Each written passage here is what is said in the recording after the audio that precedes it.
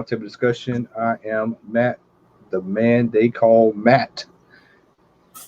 Xavier is in the building with us, and brother Al is in the building with us. Fellas, how are y'all doing tonight? I'm lovely. How about y'all? Good, man. It's been a while since we started this early. I mean, Yeah, I know, right? last few shows have been at the 11th hour. Man, About 15, yeah. Yeah, we getting ready for Blade. yeah, late, man. Exactly. All right, so fellas, let's come right out of the gate. For those who are watching, you see what the title of the show is tonight, and that is that Disney is back in for Spider-Man. Now I think the last 3 shows ago, 2 or 3 shows ago, we discussed the future of Spider-Man, and I was on the panel, and I said that there's no way that Sony will let this happen. I just couldn't see to save my life how they would walk away from a deal from that kind of silly money. Well, the talk of the town that broke yesterday is that Sony is looking to do a deal, and they're looking to do the deal, which would include Spider-Man in the Venom. I guess we want to call it Venom universe. Really. That's a deal that shouldn't take but 10 minutes to get done. I don't know. That's an act of desperation on Sony's part. If you a couple days ago, well, it's probably been a week. Um, they've been talking about Apple made by Sony Pictures, and if anybody buys, like if Sony sells Sony Pictures, then the rights to Spider-Man and all his characters automatically go back to Marvel and Disney. Well, but I talked to Larry today, which he'll be on a little later on, y'all. Larry will be on the panel, and he brought up a good point. What was that? No, I think it was Larry. Yeah, it was Larry yesterday. We talked. Excuse me, and he brought up a good point that if Apple buys them, yeah, exactly what you just said. They'll pretty much be like, hey, you know what? We're gonna ship them right on back over to y'all. But it all depends on what Apple's gonna do. Personally, I don't know if this Apple and Sony thing's gonna get done. I got different. I got a whole different thought on that in itself.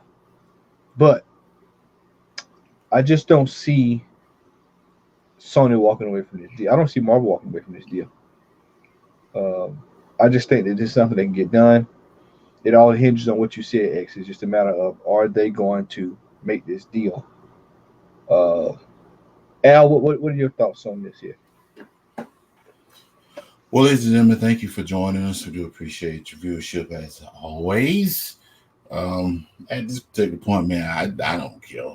You know, because when we first talked about it, it was like you were more. Boy, that show looked good, X. But hey, but anyway, you were pretty much on the offensive about it's going to happen, and X was kind of like, no, I don't think it's going to happen, and I was kind of like in the middle. I would like for it to happen because of what the MCU has built at this point. Um, I guess time will tell. I have a feeling though that whatever actually happens, it's going to be some serious money involved. Um, because of course that's just the way corporate America works now. But needless to say, I would like to see it work. If it doesn't, it doesn't. To quote Ivan Drago, if he dies, he dies. But and I know it was corny, but anyway, yeah, I mean, I would like to see it happen, man. Right now, my biggest thing is when they're gonna actually drop the X-Men. Spider-Man is cool. Spider-Man is great, and yeah, like I said, man, I really don't. I'm trying to formulate thoughts on it, man, but I really don't have anything at this point. I mean, Hey, Al don't care as long as he get X-Men. exactly. I mean, I would, but for the purpose of having a congruent Marvel universe to where 99.9% of Marvel characters exist within this universe on film would be a great thing. But I mean, until the ink dry on the contracts and they say we have an announcement to make, breaking news. They have finally finalized the deal with the MCU. Spider-Man remains in the MCU, and then Spider-Man joins the Venom universe. Now, in all honesty, I think that would benefit Sony more so than it would Marvel. Because with that same deal or something similar to the deal that they had before on the table, in addition to them splitting the profits, however the deal is going to be made, I think in all honesty, when it comes down to the overall bottom line, Sony has a lot more to gain than Disney does. So I would think it would be in Sony's best interest to do what they need to do to make sure that that actually stays, that Spider-Man stays where he is. So what, honestly, and this is me not so much loving Spider-Man. I love him in the MCU, don't get me wrong. I like his like depiction of it. Not so much loving Spider-Man. I love him in the MCU, don't get me wrong. Yeah, somebody need to. I like his like. Yes, somebody need to mute there. That threw me off. All right. I'm sorry. I love the rendition of him in the MCU, but I kind of hope that Sony go ahead and sell off the movie rights, just so we can get everybody back into Marvel, just so we can get a true Venom. Because I love Venom. Venom might be my favorite villain out of all of Marvel, or anti-hero, whatever you want to call him at this point. But not that Tom Hardy did a bad job, but he was still too punkish for me. You know what I'm saying? He wasn't the real Eddie Brock. He didn't tower over anybody like Eddie Brock did in the comics. Um, use Tom Hardy for another character in the MCU. Me personally, I want to see him as Wolverine, but I want all those characters to go back and let Disney, Tom, Kevin Feige and the Russo brothers and whoever else, Taika Waititi, whoever, get their hands on them so that they can do justice to these characters.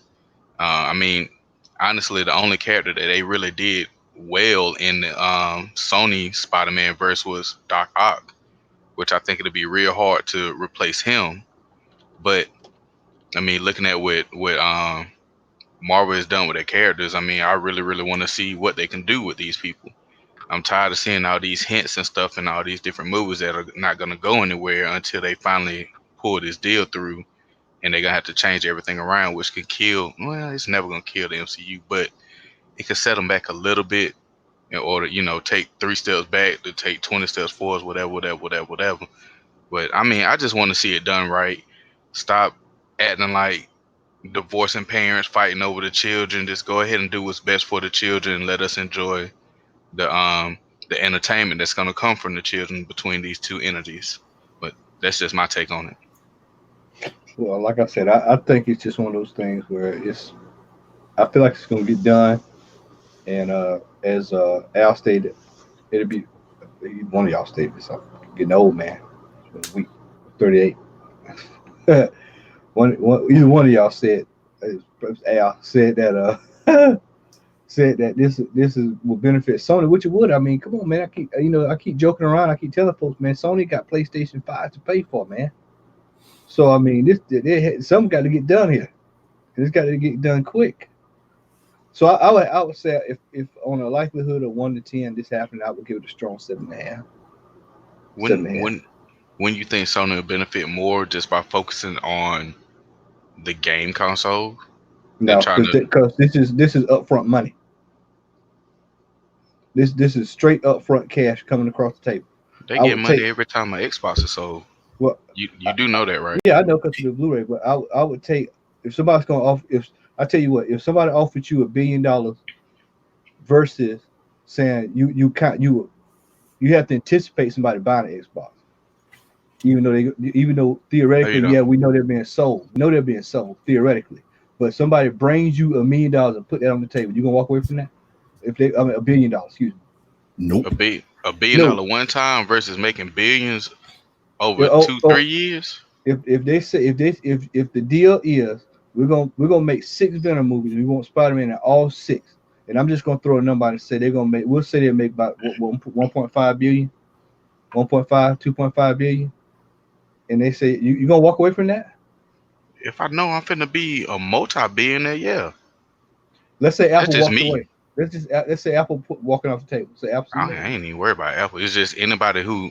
So if you sell off the movie rights, so we keep talking about the gaming. You do know that every television that's sold now that has 4K content in it Yeah. See, is Sony's getting money off of that, so they're hold gonna on. make money. Somebody just hit it right there. Sony knows they're about to get bought by Apple. If I was Sony, I would hit Disney with a one-time deal for $1 billion, instantly get all the rights to Spider-Man.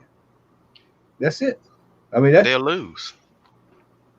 They get that spent more money, to they spent more to get them. get that money, man. Al, what? Now, well, that's the thing though. The Spider-Man is inclusive in the Sony Pictures deal. Al, So hold on. I don't mean to cut you off, but Iconic brought up a good point. okay. There's a chance Apple walks away from this. So you know what? Nah, we're not going. We're not going. We're not going. We're not going to offer. So you can't. If you got a chance to say, you know what, we're gonna go ahead and take this $2-3 billion, man. I'll for taking the money and run. Personally, I'll take the money and run. Don't ask about it. Don't think about it. Take it and go. Don't quote me on this, but it's less likely for Apple to walk away than people think because without Apple, Disney wouldn't have Marvel. So they worked together in the past in order to make that happen. Don't think that because Steve Jobs is dead that they're not gonna keep going on. They'll do this to buy it just so Disney can get the rights to Spider-Man. So Sony, all in all, would potentially end up losing to this.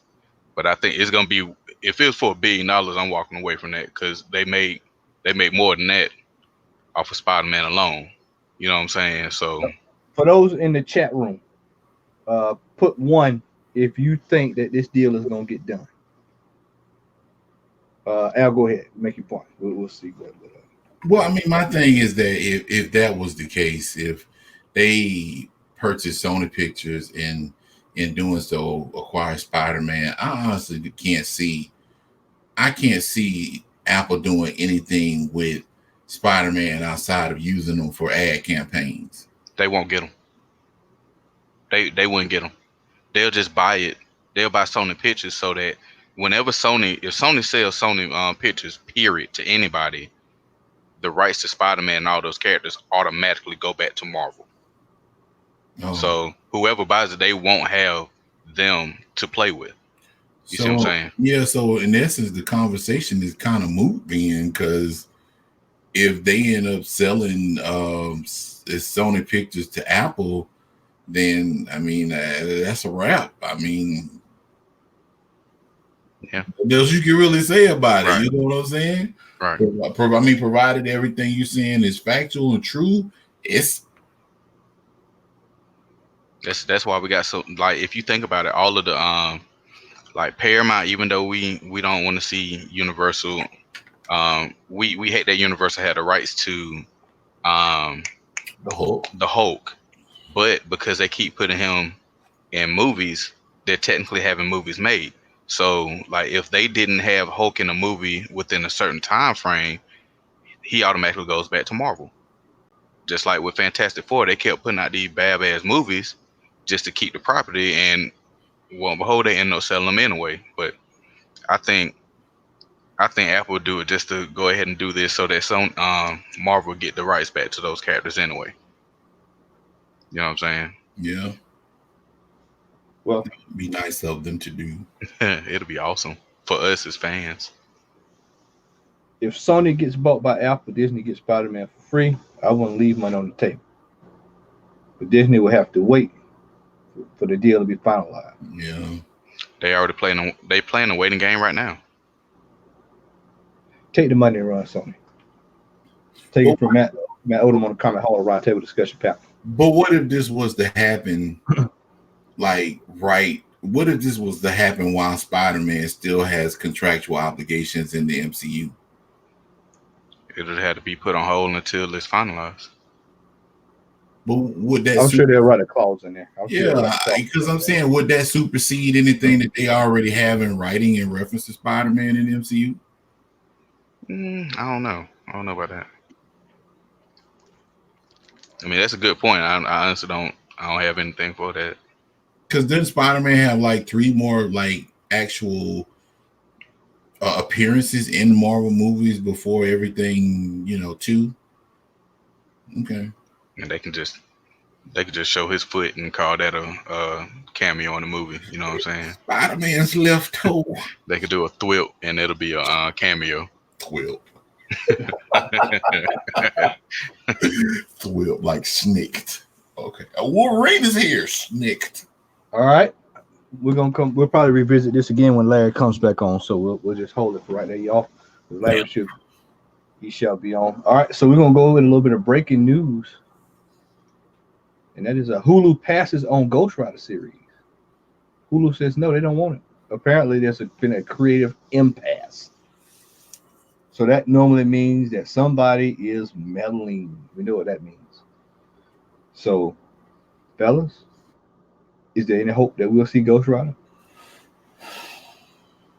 I think so. I say it's going to FX. It might not be the Ghost Rider we want to see, but I think we'll see it. I think Ghost Rider is going to FX. I think a lot of those shows are going to go to FX. FX is struggling over there. I mean, look at what they did with the Strain.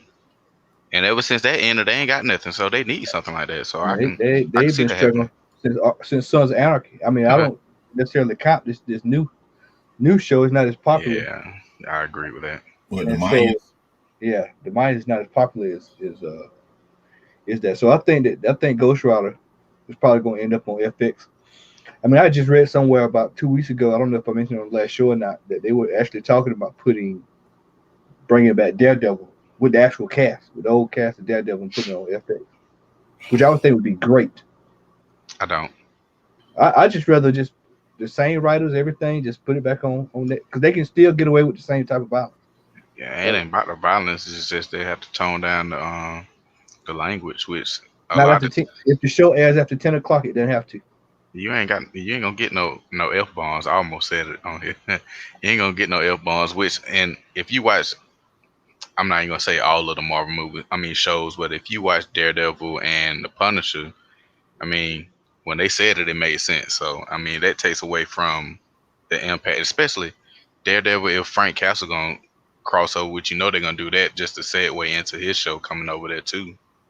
You know what I'm saying? But yeah, I think this will get done too. I think this. I can see all these dark shows going over to FX, because if they air after 10 o'clock by FCC rules, they can do all the cussing and shooting they want to do. Didn't nigga say it a few times on The Walking Dead? Yeah, that's what I said. After 10 o'clock, FCC rules. I know this. I used to work in TV. That's how I know. What? After 10, you can drop the F-bomb. I don't remember. I know this. He said it a few times. No, I'm just saying with The Walking Sleep, I don't remember. It was so garbage. Yeah, he said it 2 or 3 times. And every time he spoke, it was stupid. I think he said the night he knocked the hell out of what you call it when he bashed his head. In that same night. Which one? Both of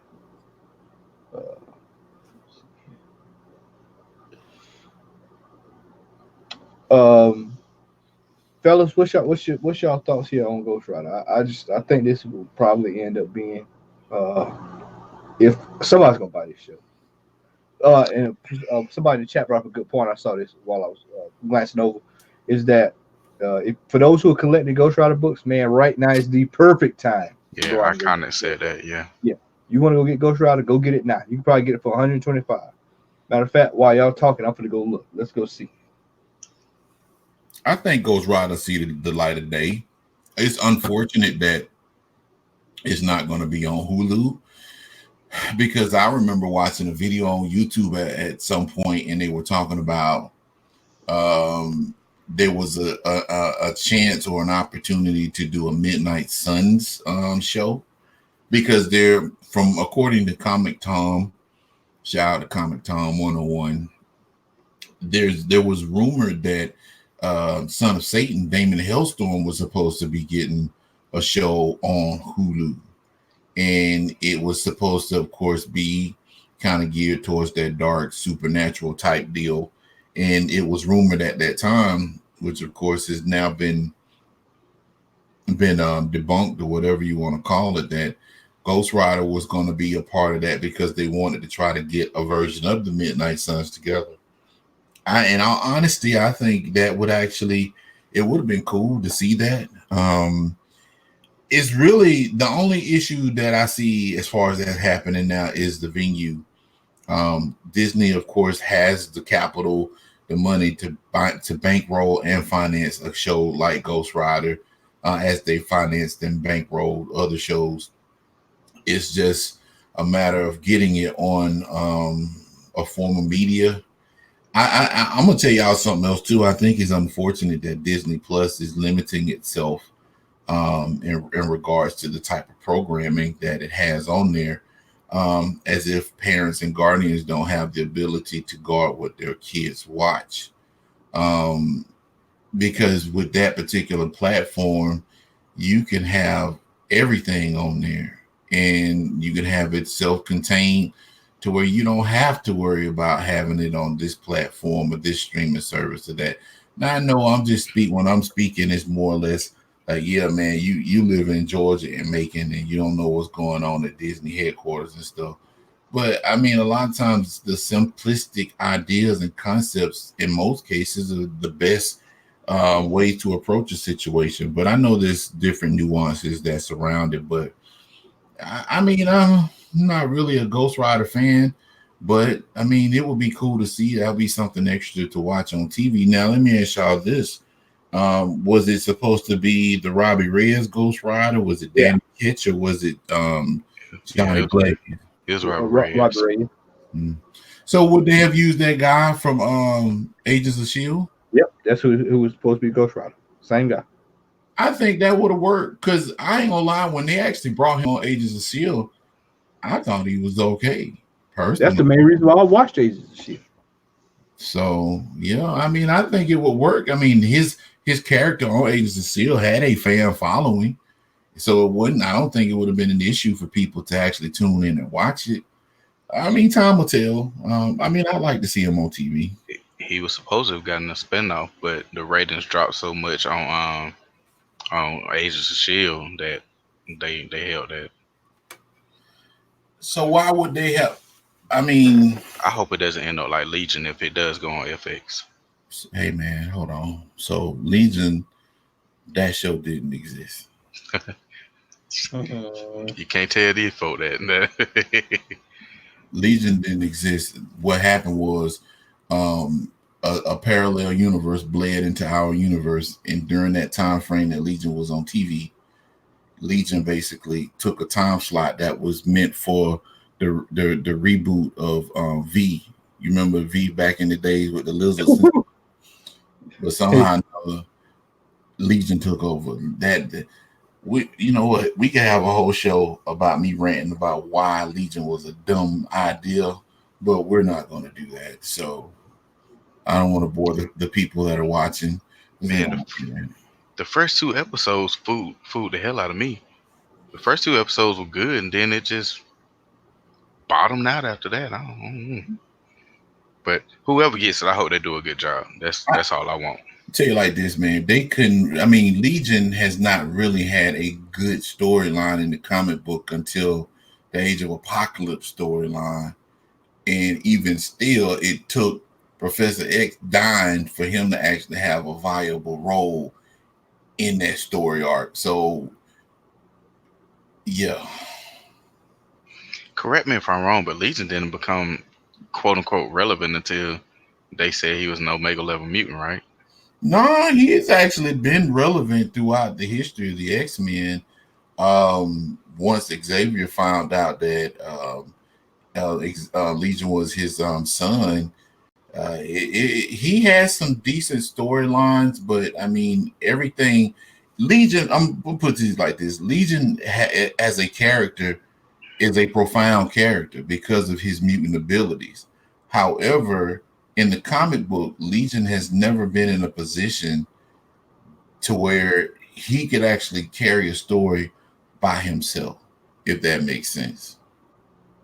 So, but I mean, and a lot, and I mean, you look at Chris Claremont, he was X-Men, like he's the penultimate X-Men scribe, in my opinion, and he was only able to do so much with Legion. So, but that's a whole nother story, and that's my opinion. Somebody might be partial or indifferent. So, All right.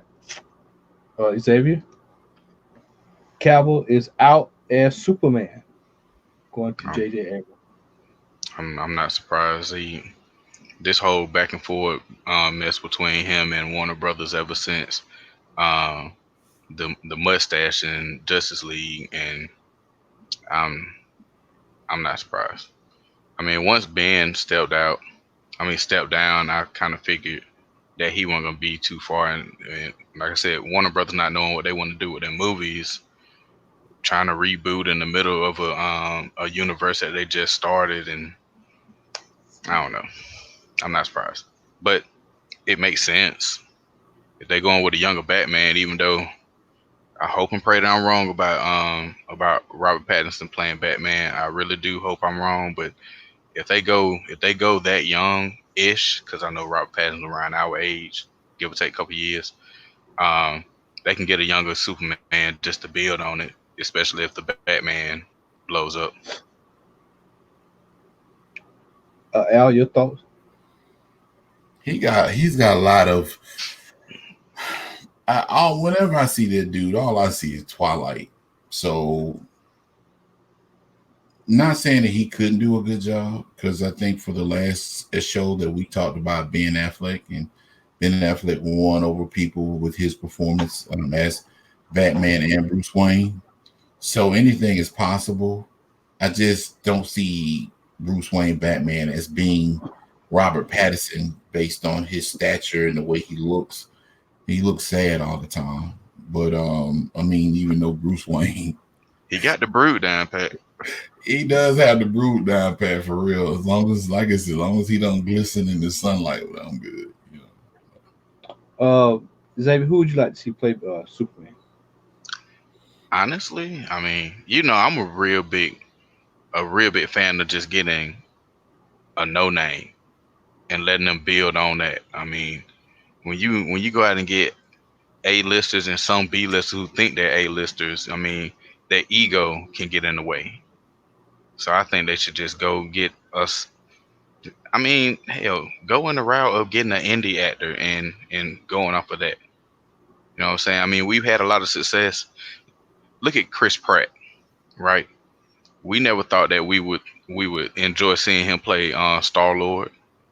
People enjoy him on the show that he was in, but we would have never thought he would have been the success in the MCU that he is. So you got to get somebody kind of like that from a different show and have him play Superman. I mean, naturally he'll have to bulk up too, but I mean, because everybody ain't gonna be Henry Cavill size and Ben Affleck size. So I mean, as far as who I think will play it, I have no actors that come to mind that remotely look anything close to Superman outside of him at this moment.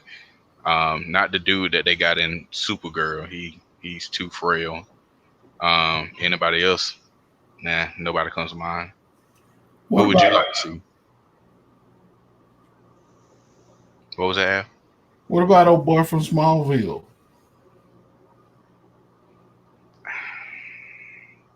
It's almost been there, done that. Then he gonna be in. Isn't he gonna be in Crisis on the Infinite Earth Crisis? Yeah, as Superman. yeah, one of the 12 million Superman. I mean, I think he could pull it off if he bulked up. I mean, that's just me. I really, even though, and I know this gonna sound real contradicting, especially what I just said. I wouldn't mind seeing Butter that plays Adam and Legend of Tomorrow, even though he gonna reprise a role as Superman and the crossover. You talking about Brandon Roof? Brandon Routh, yeah, Ron Roof? I wouldn't mind seeing him. He did good for what the movie was worth. I mean, that movie was garbage all around, but at least he looked the part. Tom Welling is the other guy. That's right. Yeah, there you go. I mean, either one of them, I Bless you. think would do all right. But at the same time, though, they'll be too old. I mean, last thing we want to see is an aging Superman. old man, Clark Kent.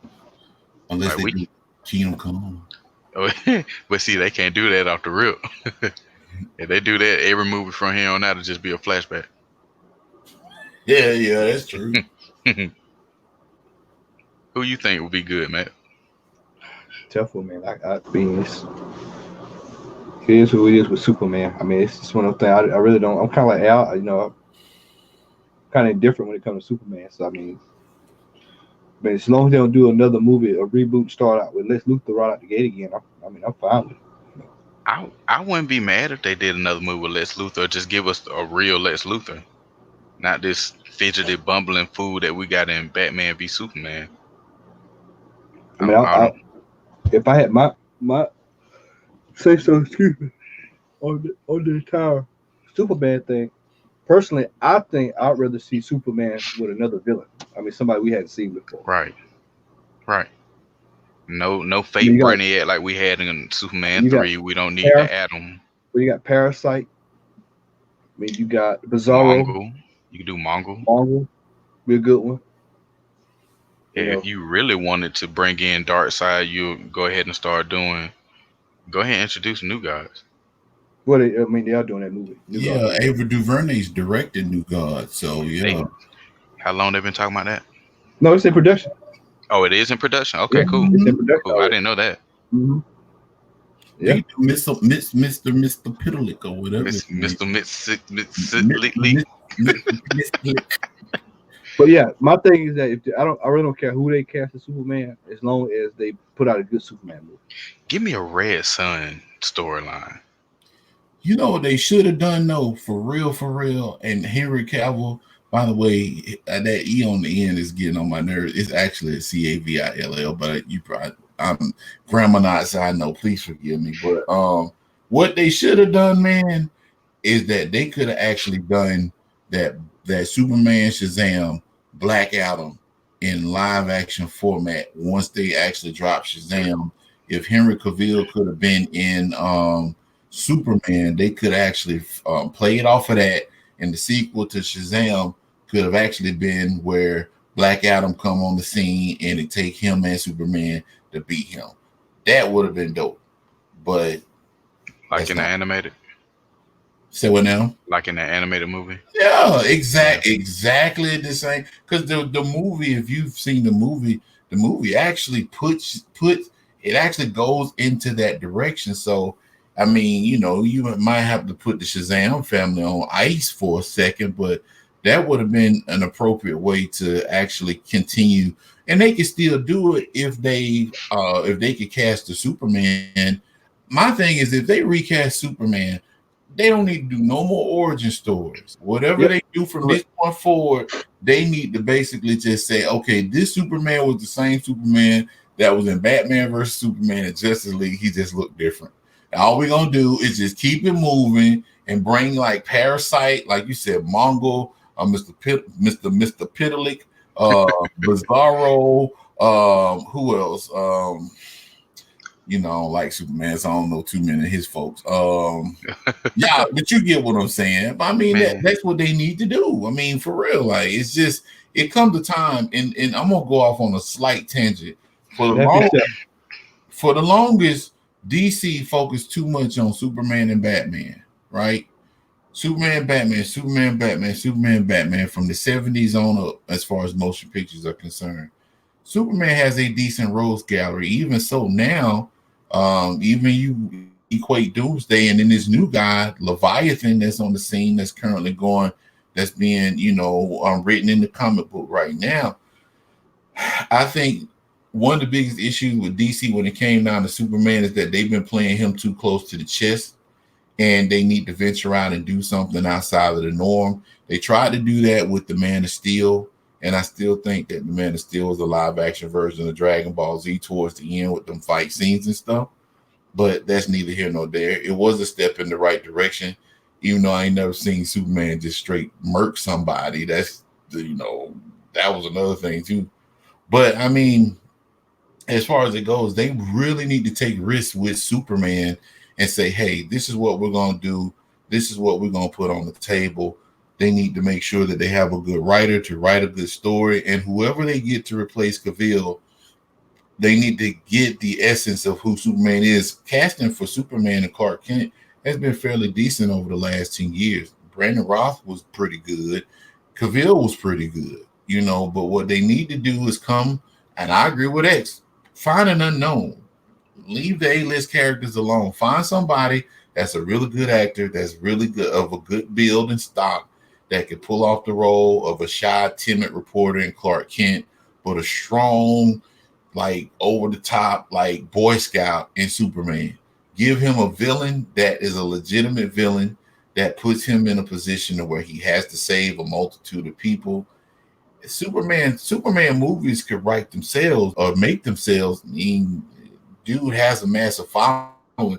There ain't no reason why Superman movies are not, as far as box office wise, as lucrative as any Marvel movie, because it's Superman. You get what I'm saying? So they need to really sit down and say, hey, we got something going on. The Aquaman movie was good, in my opinion. Shazam was good. We need to capitalize on this, and we need to move forward. If that means keeping what's his name on James Gunn, putting him in some kind of contract, or talking to James Gunn, see, hey man, some of your buddies that direct, could you refer them to us, or whatever they need to do.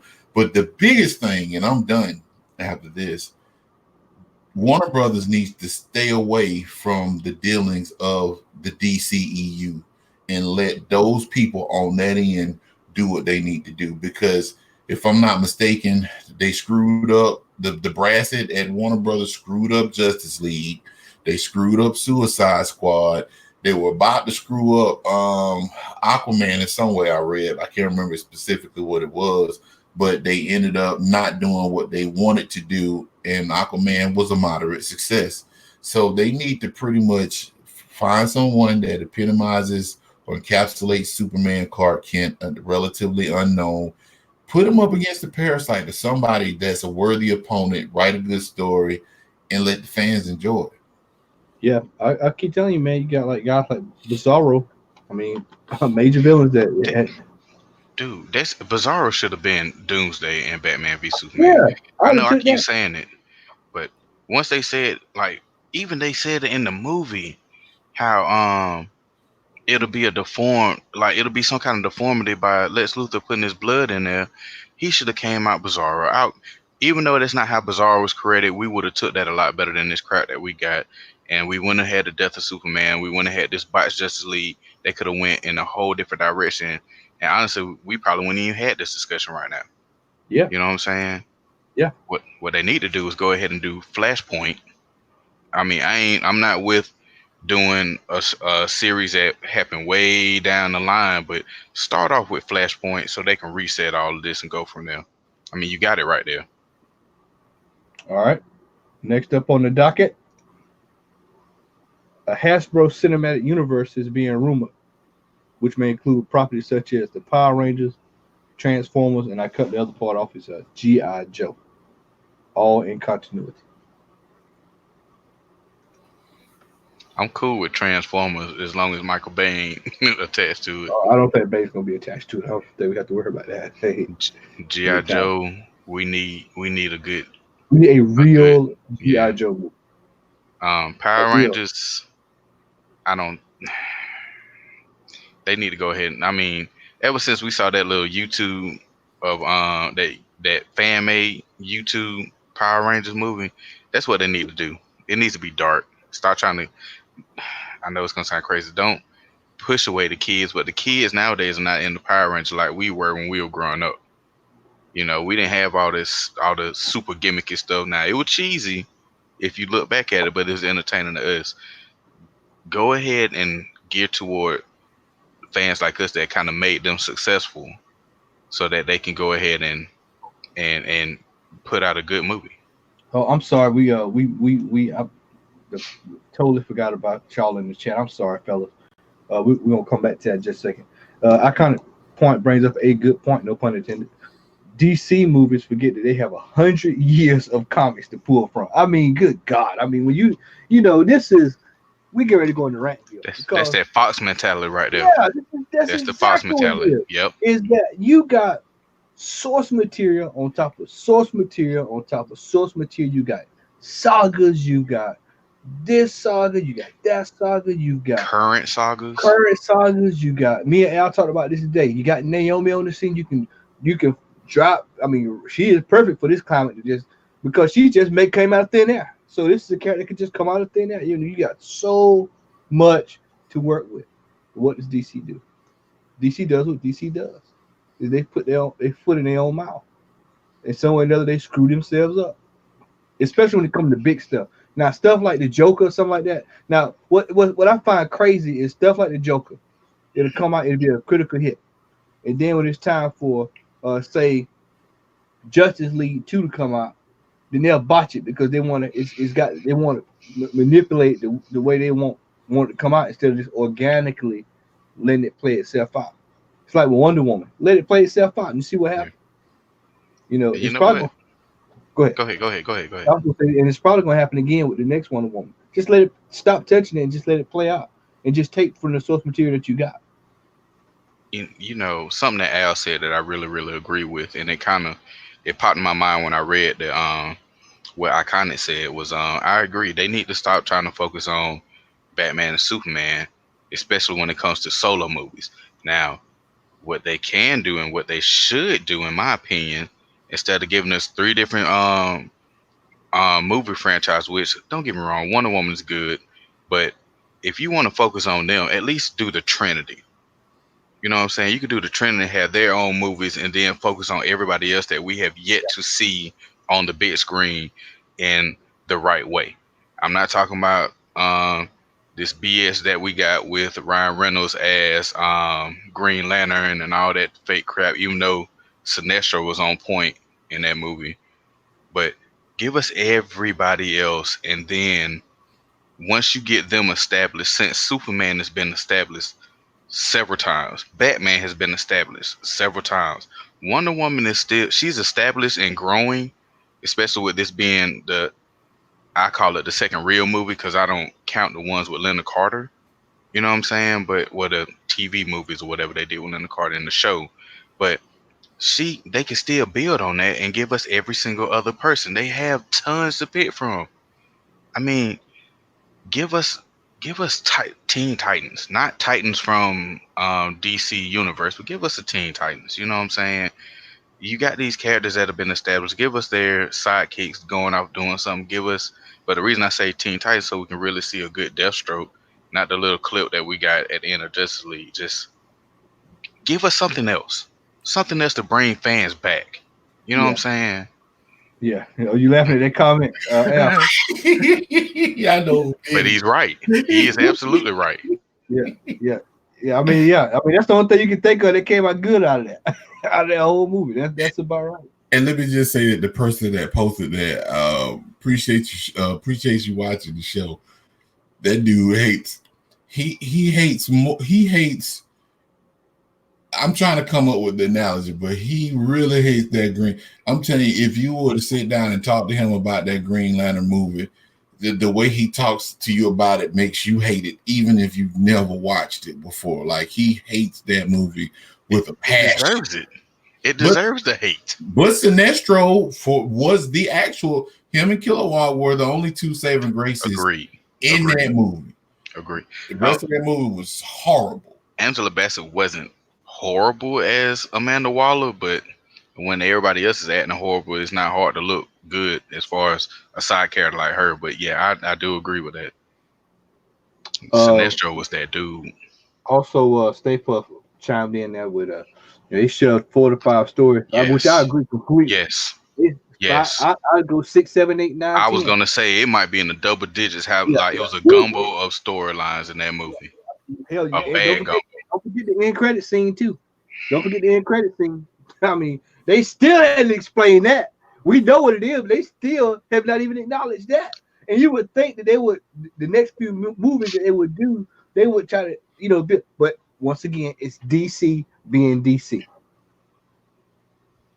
Disorganized chaos is what I'm gonna start calling DC when it comes to movies. They're completely disorganized. I'm surprised Larry ain't logged in right now since we back. Like when you got me bashing DC, I'm surprised he ain't logged in But on you his know phone. what? He You know waiting. what? You know what? You know, just pick. I was just, just Yep, start. We know who agreed. Spider-Man is. We know who Agreed. these characters are. Just start to roll. It's just like when Al, and this is not to get off of this and go lash back on the Marvel, but as Al stated, we don't need another X-Men origin movie. We've Give seen me Fox. Uncanny. Yeah, we don't need an origin story about these characters that's already established that we've seen 20 times. Man, I have you? mean, you don't need an origin story about Rocky. I Me. mean, I really hope they don't start from the scratch with X-Men. If they open up X-Men with Morph getting shot by a Sentinel and Wolverine climbing up the Sentinel slash him, I'm sold. Sold. I don't care what else they show after that. just go. Take my And money. then if you gotta acknowledge who a character is, hey, that's that guy from Canada. He's some, Boy, he's whatever. And just move on. Just move on. You ain't Move even gotta on. say that's that dude from Canada. Everybody know who Wolverine is. Yeah, Is move at boy, on. Just move on. It's the same thing in the DC universe. We know who the hell the Flash is. costume. boy. We know who the Flash is, man. It's like C-Boy saying that. Most of these folks know this. I almost had to catch myself. God. Hey, we have some. hey, most of everybody's seen this on the animated series. Most of these folks know. How do you know this, man? Go to the cons. People dressed up as the people. You Yes. know who these characters are. You'd be surprised at some of the characters I've seen people dress up as at cons. You'd be like, wait a minute, you know who that is? And they go, yeah. And you're like, you got to be kidding. Didn't we see somebody dressed as Forge? Yeah. Like, come on, man. Forge. Somebody People, was. He looked good. He looked alright, but you know what I'm saying. most people know who these characters are before they get out of the gate. And kids aren't gonna care anyway, as long as they look cool. They're not gonna care anyway. Exactly. I mean, Three Ninjas. Me and Xavier was breaking out to go see Three Ninjas. We didn't care what it was. We just wanted, hey, yeah. But Man, bless Marjorie and Muddy for taking us to go see that. what I'm saying is that a lot of these characters don't really need development. There are some characters that need development. Moon Knight needs development. There's some characters that you have to climb that plateau. Well, and the reason why is because, I mean, and even a lot of people, and I think I attributed that to the fact that a lot of times when you're looking at the comic book movies, I think the movie houses and the distributors think that people are basically stupid. I was gonna say morons. Yeah. And because, I mean, if you look at Spider-Man, they had You know why, right? You know why? Because these are folks who their job is to sit at a desk all day, push paper, maybe check YouTube, might look at one pop culture story, and then they feel like they're entitled or they know enough that they can make a full on decision with a budget, and then we're gonna run with this story. They have no clue. Well, man, how do you know that? Ain't had the first paper cut. Yeah. Well, how do you Never. know that? Let's Ain't look at that opened the last first X-Men. book. Look at that last X-Men movie. You're telling me, which Larry's gonna provide us with a review, by the way, because he watched that. I'm glad somebody did because I haven't. I told him, I said, you're gonna have to give a review of that movie because he watched that movie. So, but as I was saying, is that you know that nobody in the corporate office had a clue of what was going on just based off that last X-Men movie as far as.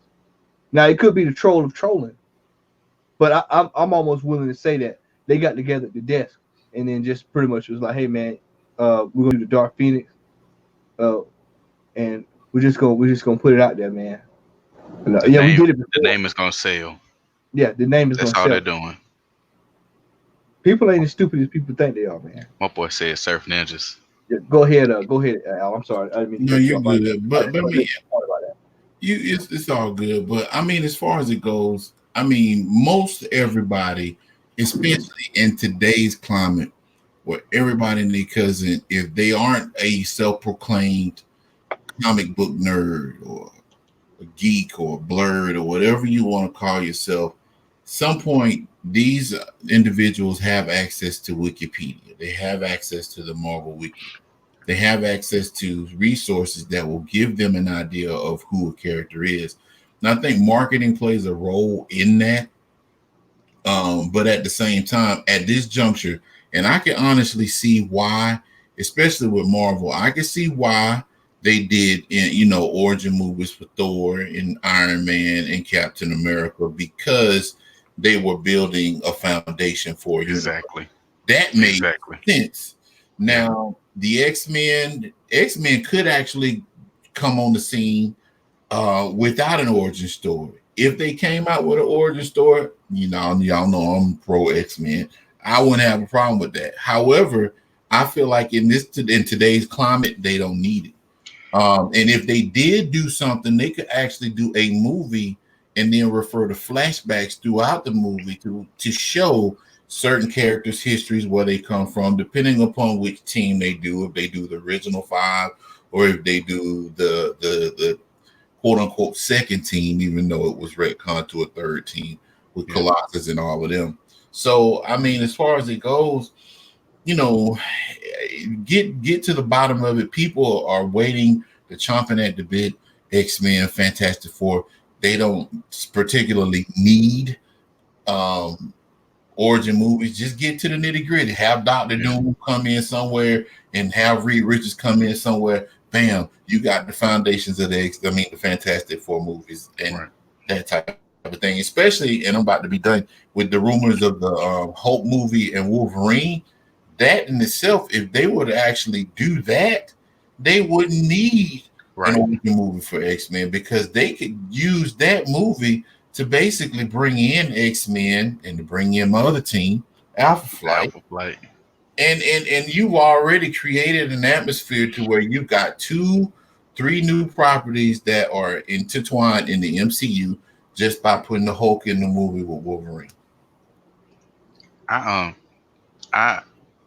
The only reason I would say we can do like a real first class for X-Men is because, as was it Puff that said the casual viewers? Yeah, let me go back. Yeah, I think it was Puff that said how they make movies for casual viewers. But with that being said, we would need, well, we don't, but a lot of these people that grew up watching the X-Men movie, and that's where they got their quote unquote knowledge from, they would need to see the real first class. You know what I'm saying? Not Havoc being a part of the first class, even though he's younger than Scott Summers but older in the movies. See, they need stuff like that to set them straight, because they're not going to pick up a book. Most of them aren't. Some of them actually go back and read the books just to get a true understanding of how it came, but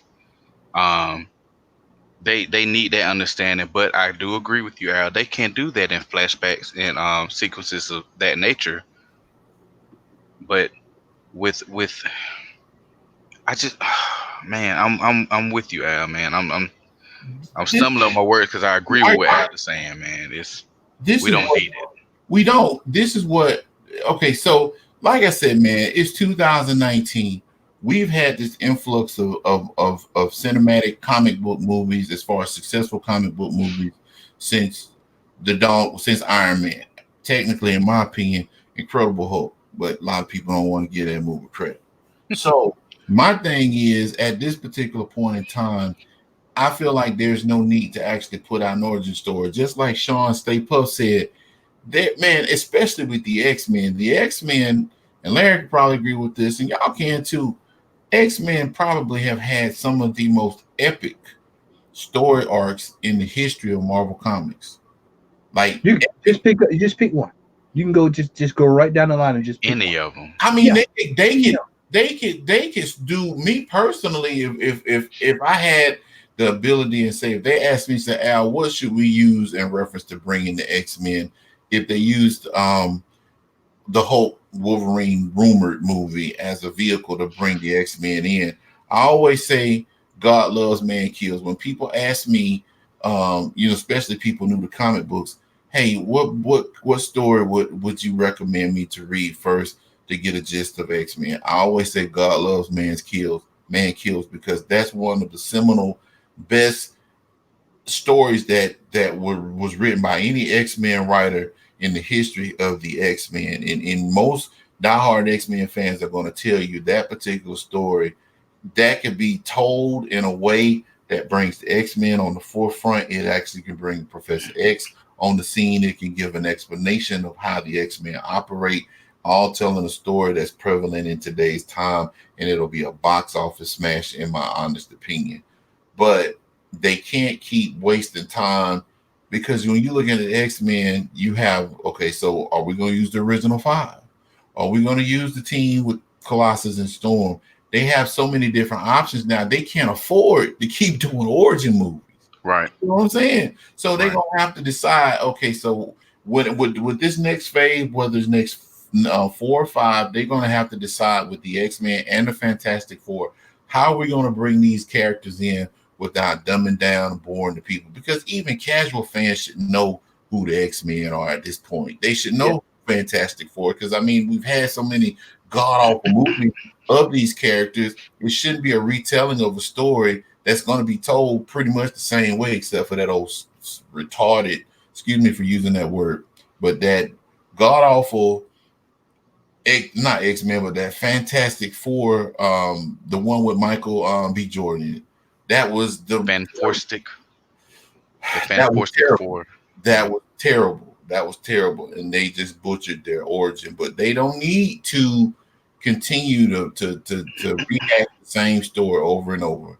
It's like if the Sony thing with Spider-Man, if it doesn't go into fruition, if Sony was to reboot Spider-Man, we already know he got bit by a spider while he was on a field trip, and that caused him to be able to crawl on walls. We don't need to know nothing else about that. Put Kraven the Hunter in the movie and have Kraven the Hunter hunt Spider-Man all over New York. That's what people want to see. Man, they could go. You got the comic book. You'll show it later on, but hell, man, Mr. Sinister. Yeah. I mean, you got a lot of stuff you can work with, man. And see, DC has to get that through their head that they have a ton. They have a ton of material. They have a ton of villains. They have a ton of comic book characters that they can pull from and that they can bring into the universe. Stop going back, starting the same crap over and over. It's draining. Yeah, we don't need to see parents dying anymore. Yeah, we don't need to see nobody getting shot in the alley. Right.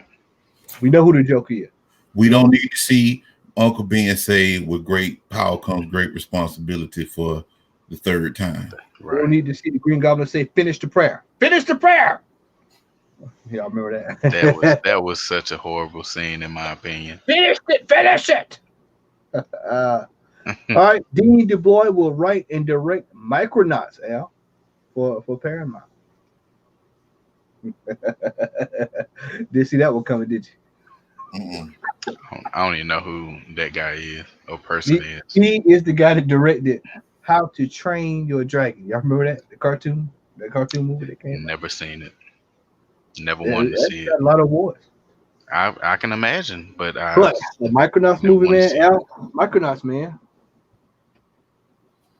Hey, Al, that's all you own. Hey, that's not my ballpark right there. I mean, I collect the Micronauts, and Micronauts actually started based on a toy line, like with most other properties back in the day. I mean, is it part of the MCU? I mean, it's with Paramount, so that's the question you got to ask: Is it animated? But then again, Micronauts with Image now, right? They used to be a Marvel property based on the toy line, so. I mean, it all depends, man, because, I got the 70s version of Micronauts. So I'm pretty sure they've gone through a lot of changes between then and now. So I'd have to see what the end result. I'd have to see a trailer before I pass judgment. All right. Well, keep this train rolling, fellas. Make some adjustments here. Oh, sorry about that. And Tim King is released from his Batman writing duties. Al, you sent this one over. I'm going to let you speak on this, brother. Well, I mean, of the material that I read from Tim King, I personally thought he was doing a pretty good job. Um, I think what happened was that DC, and I didn't realize this until recently.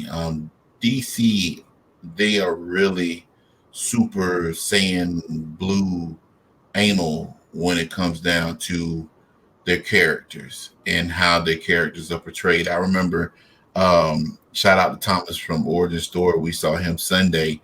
He was telling me a story about how the most recent DC, the Heroes in Crisis, which I bought the series where Wally West. Well, I ain't gonna say because somebody might want to read it, but anyway, there were some characters that actually were killed in that series. And from what he said, I think Tim King wrote that he had to get permission from DC.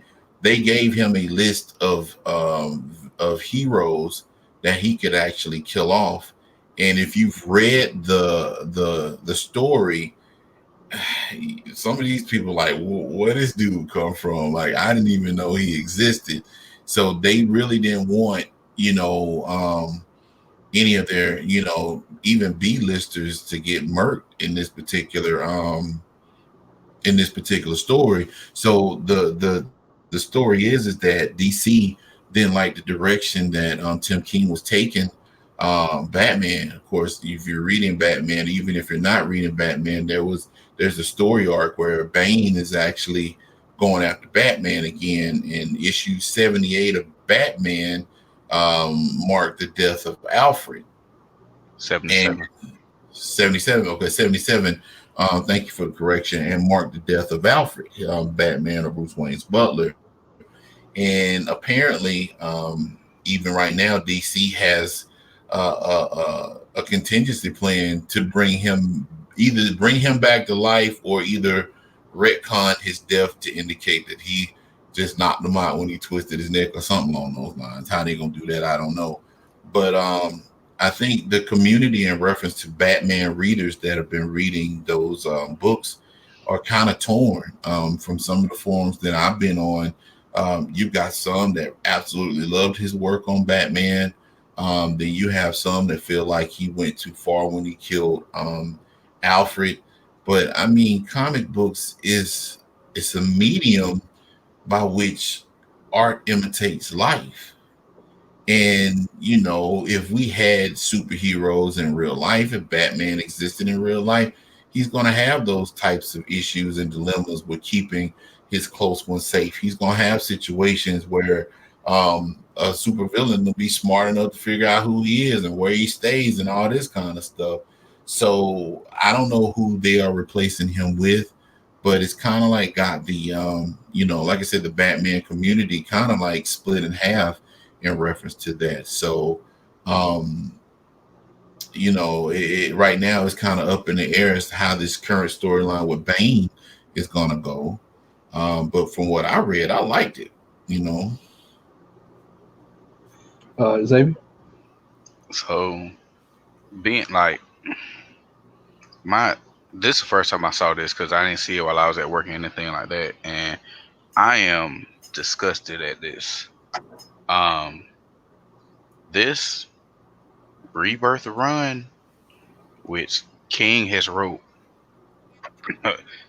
if not all of them, like 98% of it was amazing. Like, especially, it was a breath of fresh air after New 52.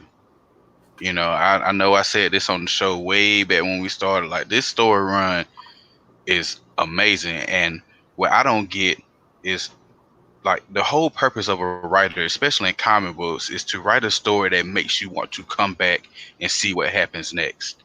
And this man has done that from Rebirth 1 all the way up until I'm assuming 80 when it comes out, because I'm assuming they let him go after he finished writing 80, being that it comes out next week. But for 80 issues, this man has written a story that has made us want to come back and see what happened next. Story after story after story after story after story. To let him go because one character But now, don't get me wrong, Alfred is iconic. You know, you think about Batman, you think about Alfred and the Bat family. But I mean, dude, did the guy that wrote The Death of Superman get fired when he wrote it?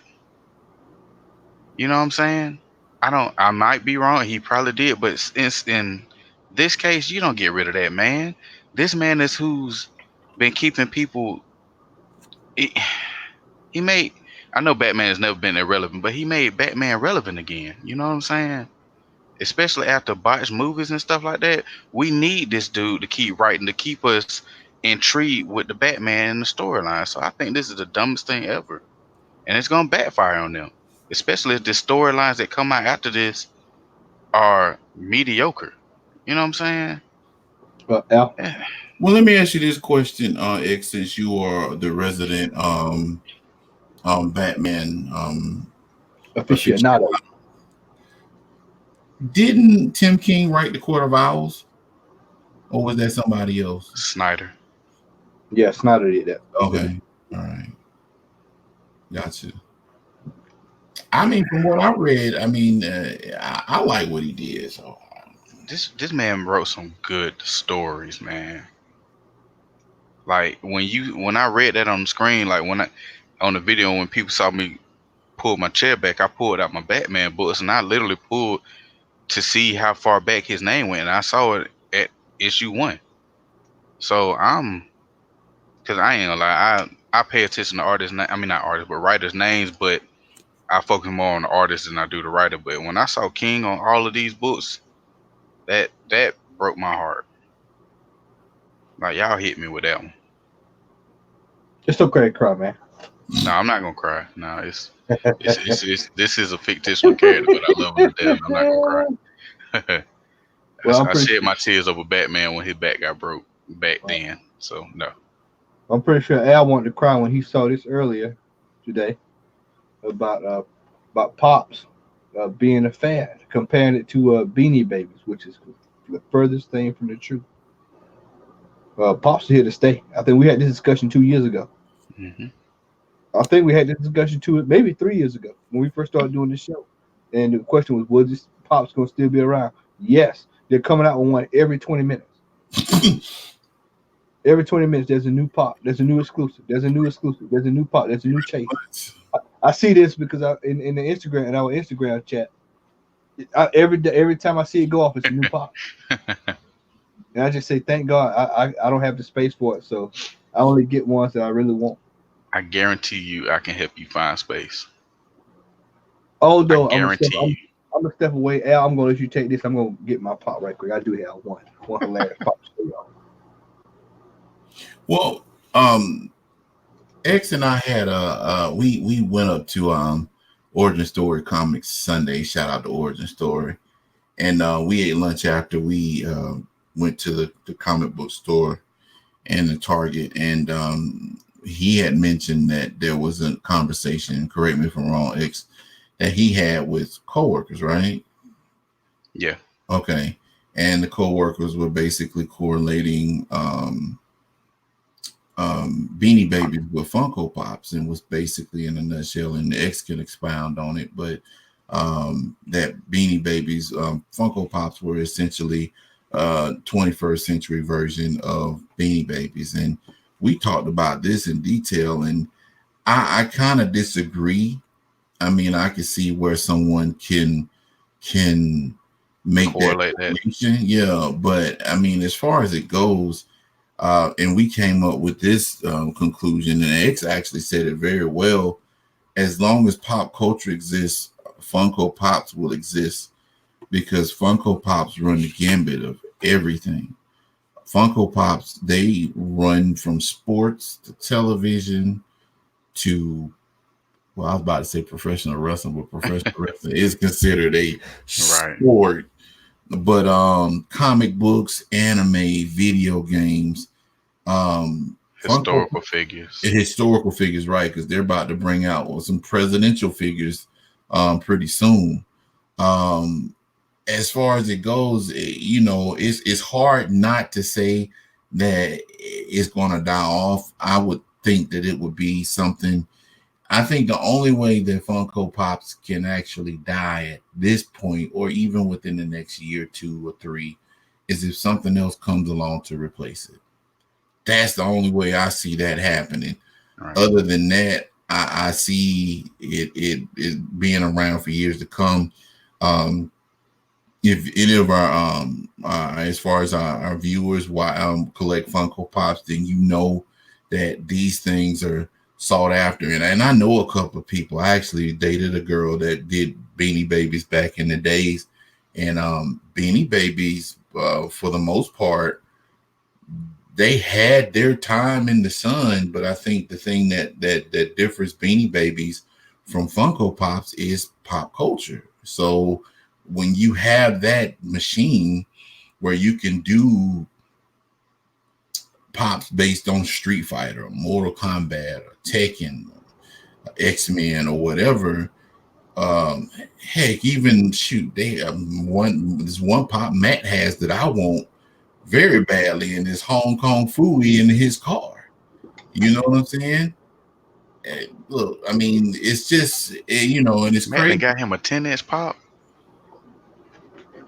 Yeah, she's showing out now because that's a brand new box too.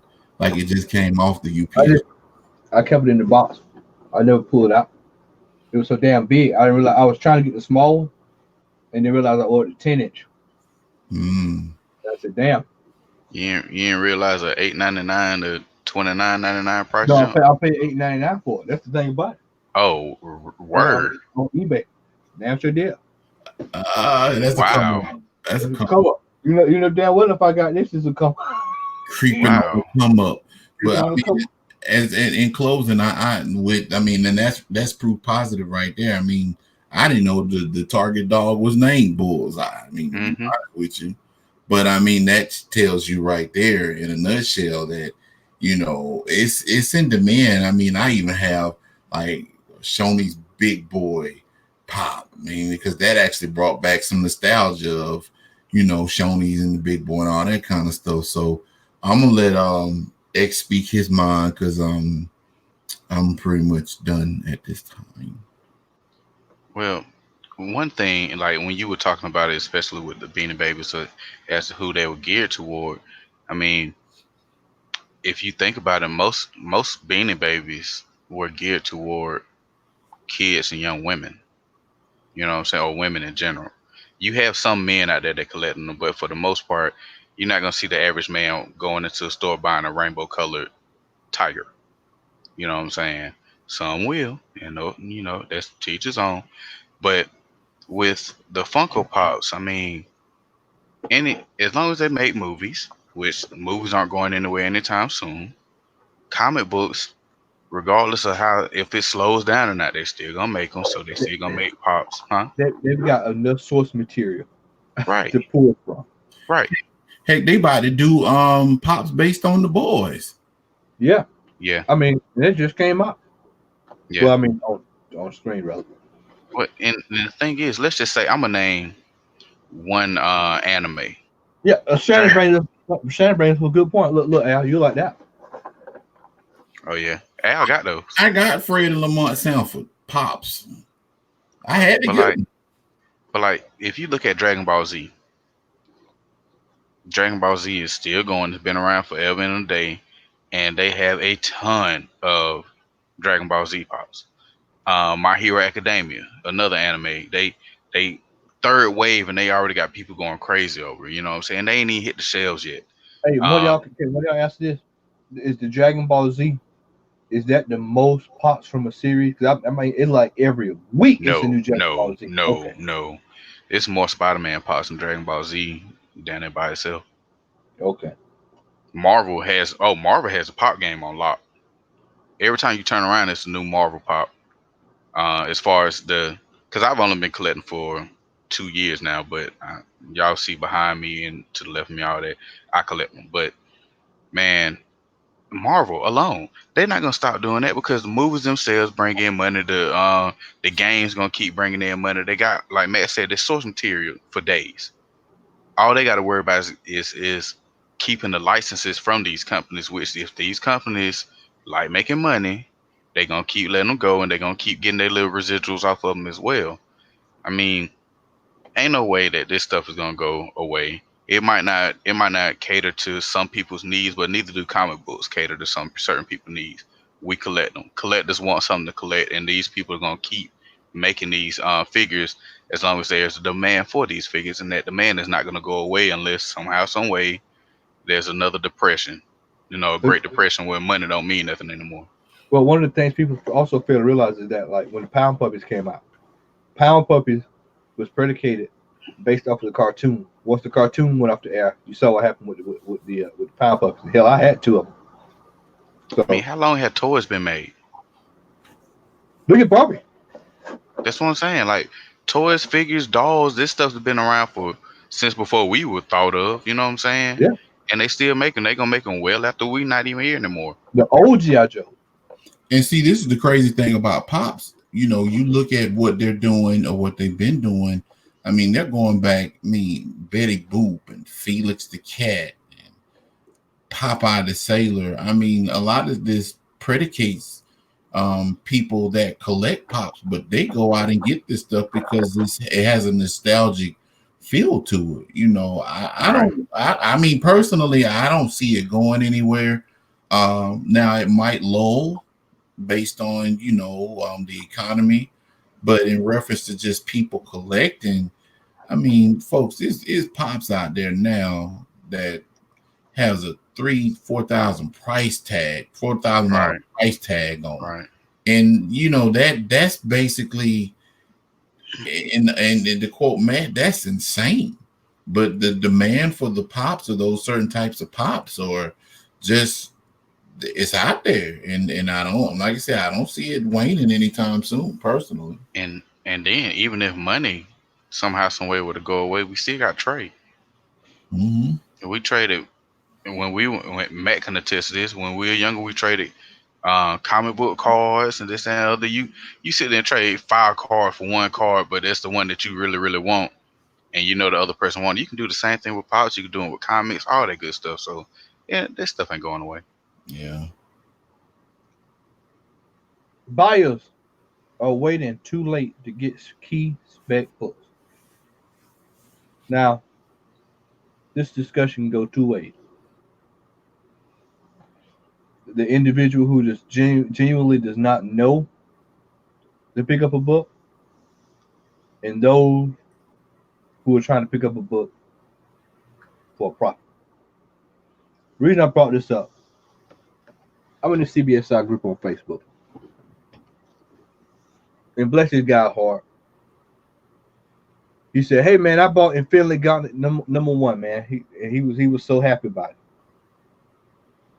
And the dude said, "Man, you bought about 5 years too late for that."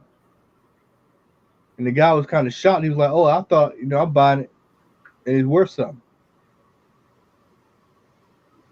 You don't ever buy a comic book movie based off of an event. And if you do buy that book, you buy that book when you can get it for what we all got ours for, like $0.25, $1.25. People were going out breaking it, and then we saw that book topping out. Man, that book was going for like 150, 150, 175, Did he say how much he spent on it? He spent $15, which is overpriced. Now I agree, but did he buy this book because that's what he really really wanted, or he thought he was gonna be able to flip it? Thought he was gonna be able to make a profit on it. He already upside down on it. Exactly. Which is why I say, speculators, if you're looking at getting the book, you have to be in the know. You need to be checking around. You need to be looking. Hell, they got an app designed to keep you in the know now. Right. Key Collector app. Download it. Oh, shout out to Key Collector. Al, not to cut you off, Matt, but Al, what you said Sunday about CLZ, they've already started rolling that out. Word. You mean how you can look up keys, and they start rolling that out? Of course, I mean you have the user bases over on Key Collector. Oh, really? I didn't know that.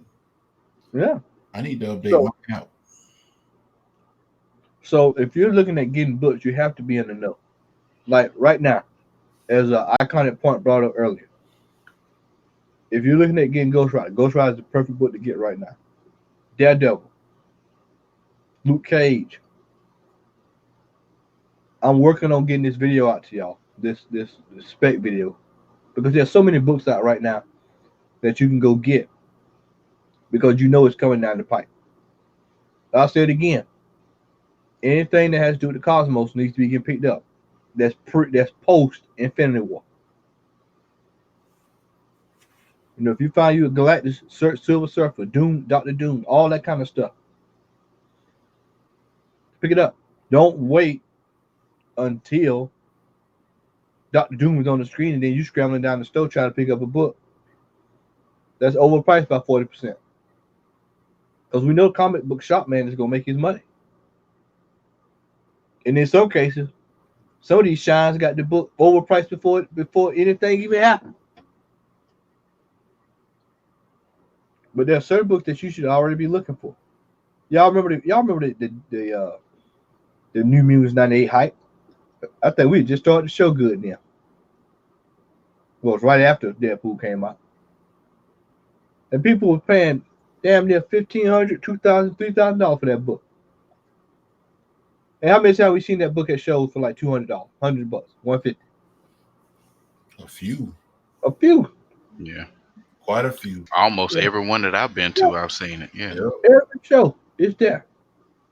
You know, that book is replaced Venom, Lisa Protector. Well, hey man, I got New Mutants '98. Okay. You know, so be very careful if y'all are collecting. For those who are watching, for those who are listening, be very careful that you are not getting books that are already topped out. I always tell people if you're buying books to collect, you should be buying for long-term holds, golden age, ECs, pre-code horror comics, long-term buys. You know, be very careful when you buy DC books. You have to know what you're buying with DC. Every Superman book is not a key. Make sure make sure that you're actually paying attention to what's going on around you. Like I'll say it now, Master Kung Fu, pick him up. You need to be picking that up. Anything that has to do with Master Kung Fu that's a villain, and you can find them for $0.25, $1, whatever. If you're picking up a book for $0.25 and it turned out to be worth $15, you made a profit. You picking up a book that's worth $5, pick up a book that's $5 and it's worth $1,500. Those deals out there. Y'all have seen me pull those kind of deals off. Those deals out there. Al, you want to add something to this? As far as it goes, I agree completely. I mean, as far as speculating and all, I mean, it's a slippery slope because at this particular point in time, it's kind of like it's like a horse race, and the you got so many different horses that you could choose from to win the race, and you don't really know what's going to happen until the race is over with.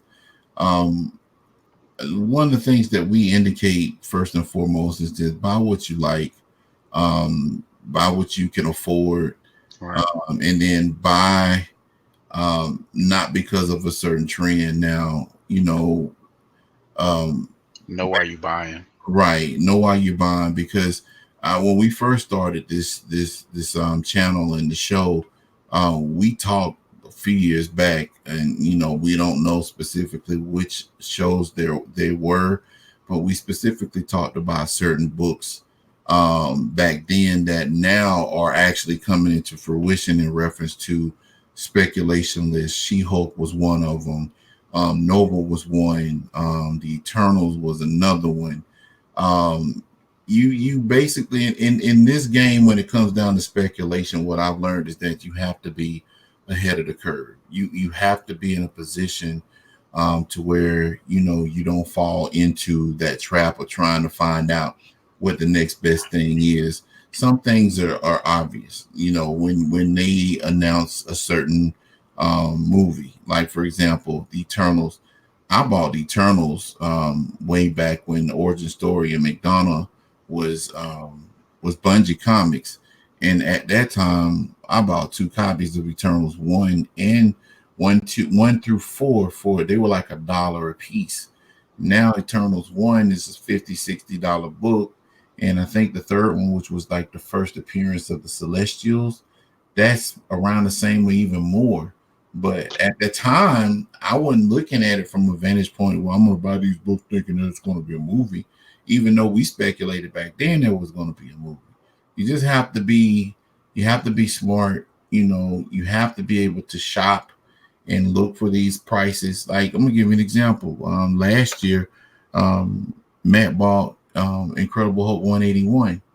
And when he bought it at a mid grade, and he bought it for, I think, was a reasonable price. If I had the dough, I would have bought it myself. But that particular book now, compared to last year, that book was it's like $3,200 now, Matt, something like that, a little bit over.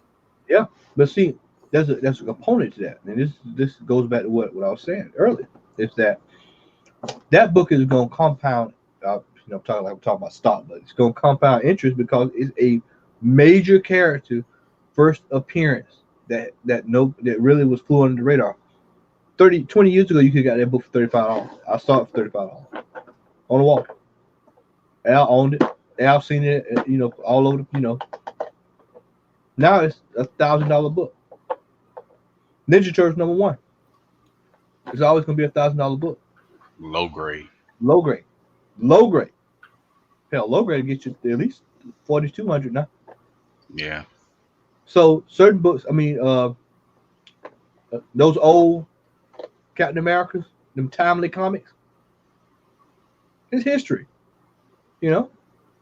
Sorry to cut you off, Al. No, you good. But I mean, as far as it goes, and what Matt just said, it actually holds merit. There are certain books that, regardless of what the market does, comic book movies could die tomorrow, and Hulk 181 is still going to be a sought after book. Giant Size X-Men is always going to be a sought after book.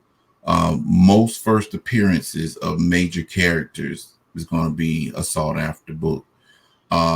Certain events that occur, those are going to be sought after books. The name of the game in this particular day and time, when it comes down to speculating, like I said, it goes back to not putting yourself upside down like this guy that bought the Infinity.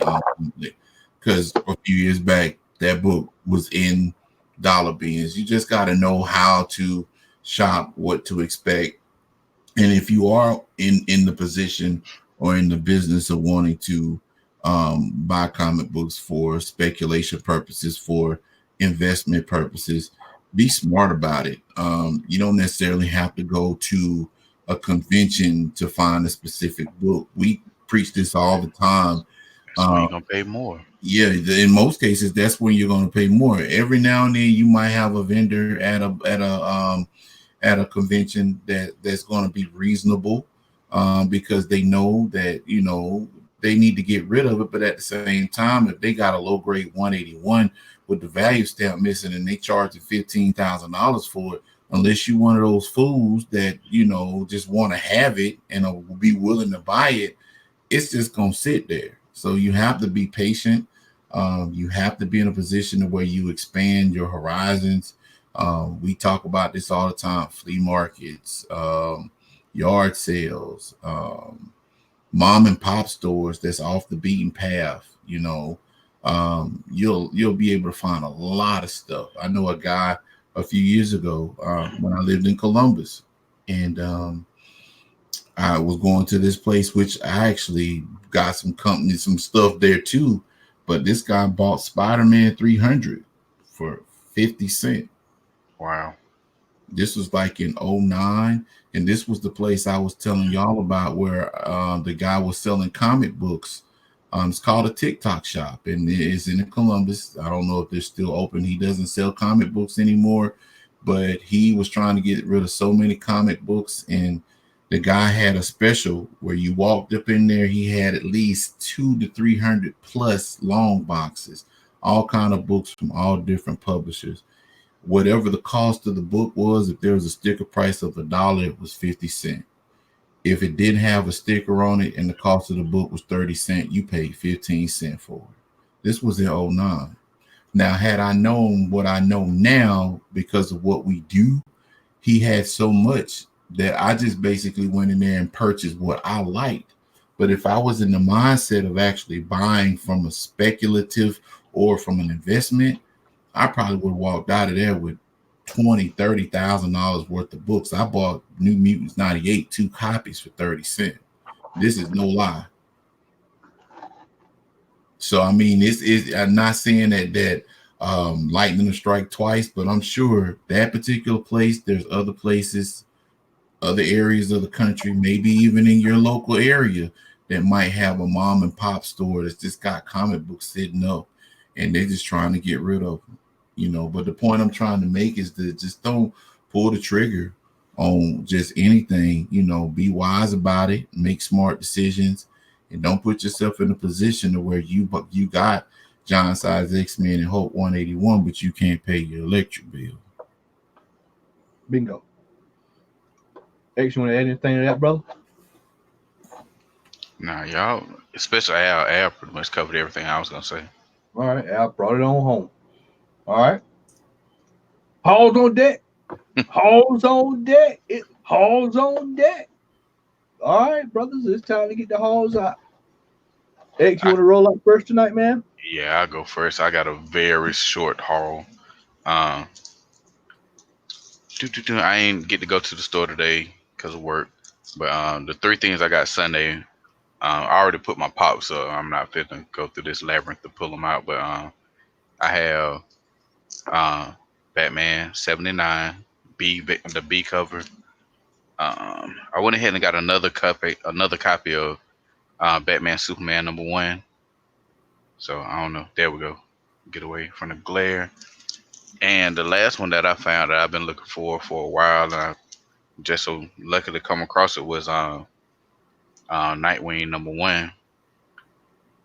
So go ahead. I'm glad I got this one. If I can find a issue #4, that'll be the complete run of that one. Then I start with volume 2 again. That's it. All right, brother Al.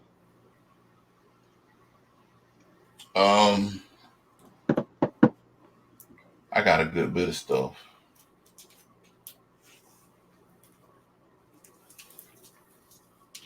I can tell you what, then I'll go. Okay, that's fine. All right.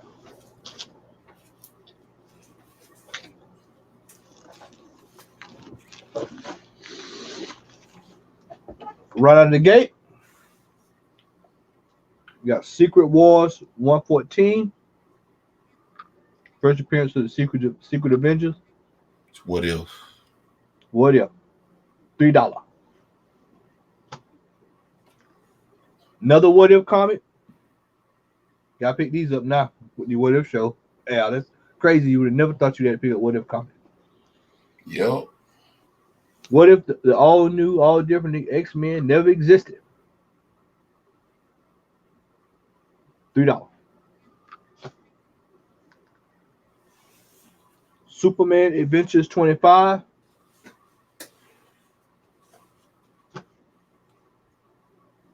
The Savage She-Hulk #8. I got it for that cover. I like that cover. This was a pickup at, shout out to my man Edwin over at Neighborhood Comics down in Savannah. This was my mega pickup from there. Got it a great deal. This is Batman 567. Does that, anybody want to take a guess of what the significance is of that? I don't know. I have a strong suspicion as to what it is, but you go ahead and call it out. Go ahead, brother. No. Yes, man. Yeah, come on, this is the Batman aficionado. Come on. Yes, man. Nah. Go ahead.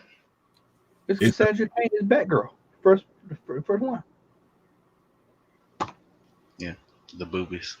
Yeah. The wreckage. The Mighty Thor 705. More Jane Foster madness. Spider-Woman Alpha #1.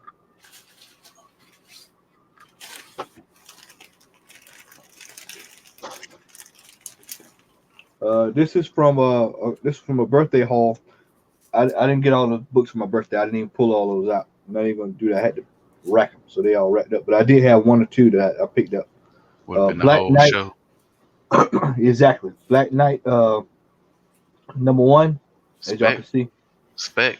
$1.25. I said some of this stuff you don't have to break your neck for. Then shout out to my buddy Jeff Bruce. Invited me over, man. He parted ways with some of his books, so I decided, hey, I'm gonna pick up a few of them. Oh, you went solo, huh? Spawn 63. You heard me, Matt? Spider-Man. I know you hear me, you son gun. Number 9. I know you hear me. Spider-Man #9. He's egging you hard. That's fine. I hear. Uh-huh. X-Men Annual #14. Mm-hmm.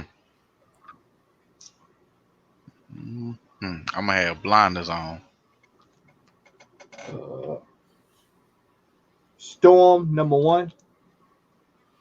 I got the whole series. Yeah, I didn't even know this existed. Yeah.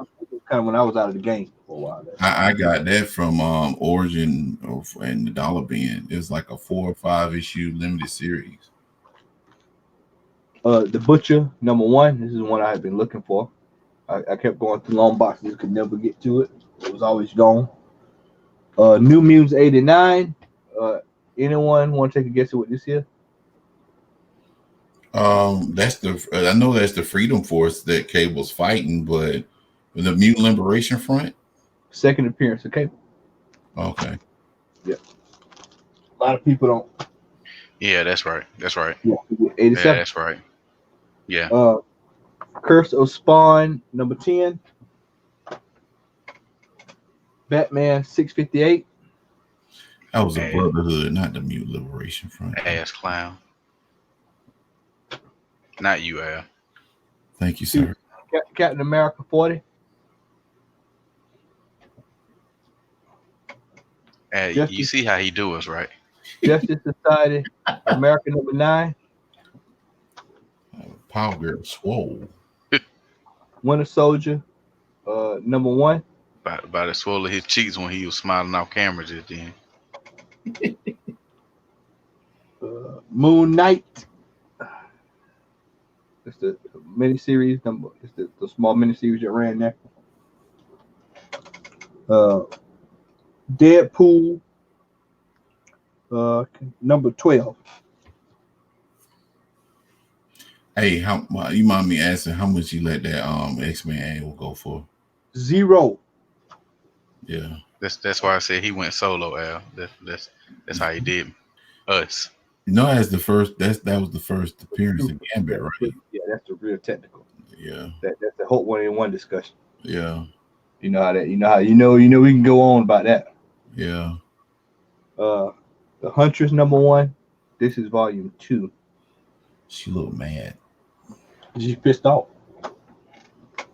Ghost Rider 2099 #2.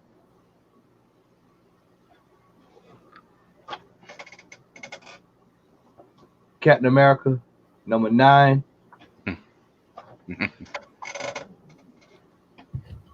Y'all brace yourself. Thunderbolts #4.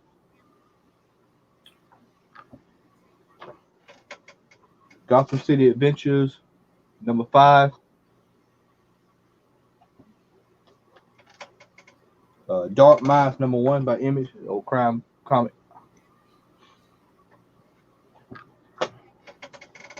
Deadpool #4. Like he had the Hogan the headlock almost. He did. And Hulk versus the Incredible Hulk. The book you put 2 books ago before that, didn't that just recently show up on a spec list? Dark Mind? With the detectives on the front of it? You know what? I don't know. I no clue. Show it one more time if you can.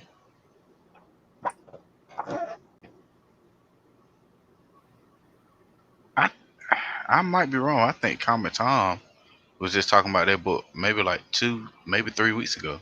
Oh, okay. Well, no, that one got past me, and I think that's everything. That's everything I'm pulling out. So I think that's everything I can think of. Oh, Shannon, since you watching Shannon, I did pick up something for you, buddy. I've got Amazing Spider-Man 263. That's for you. So, all right, that's it. And we got a couple of giveaways too, man. I got some stuff for giveaways, man. So make sure y'all are paying attention. Uh, we've got the first appearance of I think I might show it on Ronin. We got that. We got Fantastic Four. I think I showed that on the last show. And that's pretty much about it. Of course, we got an extra Spawn 300 to give away as well. So, all right, that's it for me, man. That's everything on my end of the totem pole.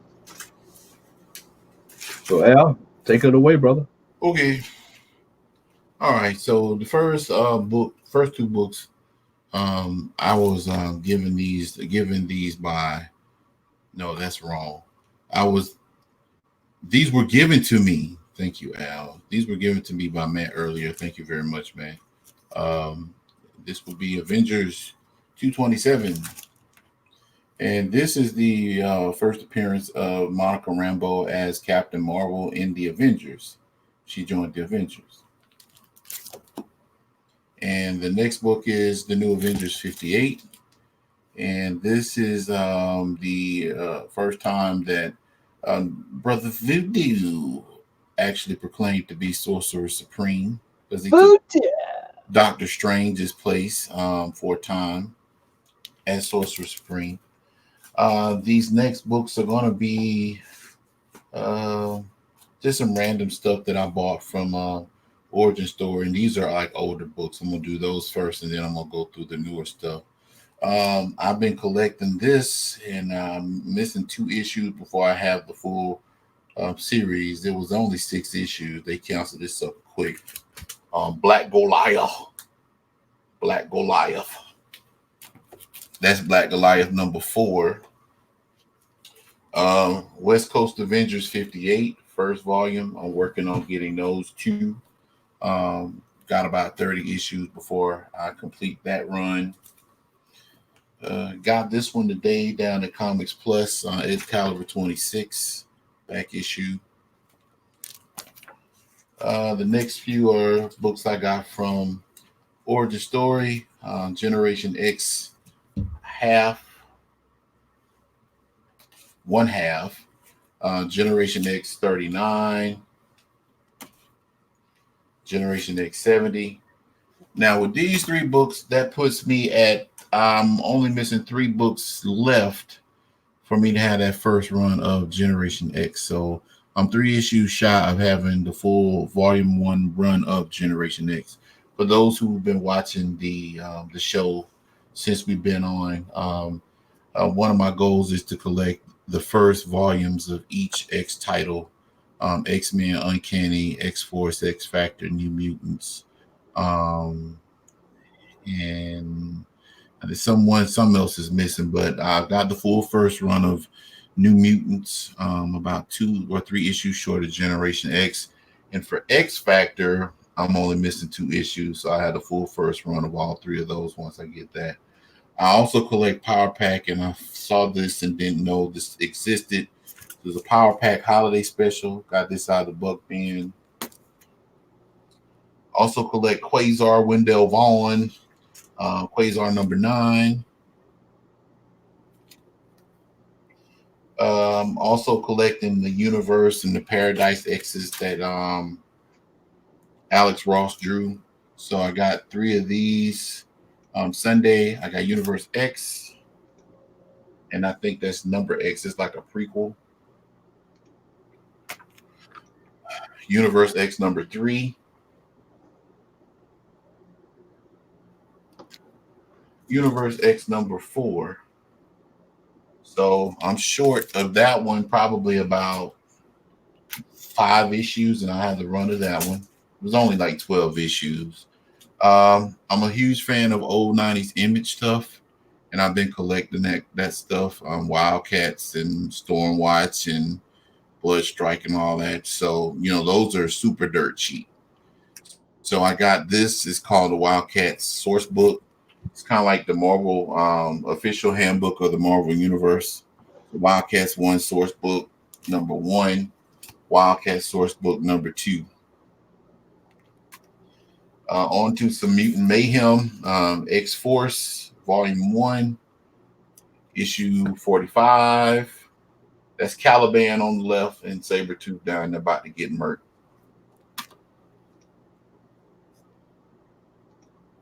X-Force 63. That's a pretty boy version of Cable holding Dr. Doom's mask. And X-Force 112.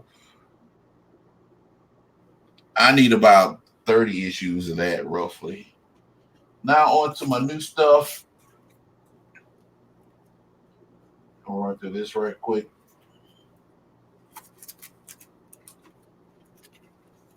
Ice Cream Man number 1. This is Image First. This is an excellent book. I've got the first print of this, but I never read it. So when I bought this, I got it Sunday, Origin Story. It was $1. This is good. I don't know if I'm gonna go back and actually try to collect that, but kind of like a Twilight Zone type thing, but it's really crazy. Animosity 23. Batman Superman number 1. Number 2 came out today. I gotta get that. This is the first appearance of the Shazam who laughs. Doomsday Clock number 11. They're about to wind this down. Getting confused again. Flash 77. Flash 78.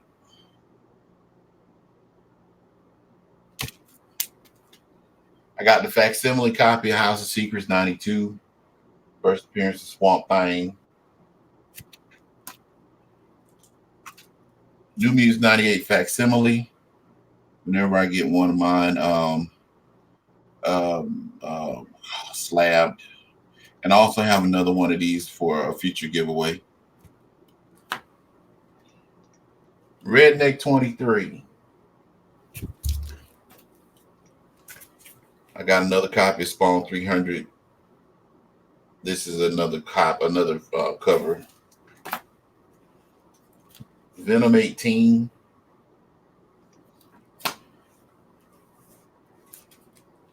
Marvel Comics 1000. This is the Storm variant 1 in 50, I think. I have the original copy or the A copy as well.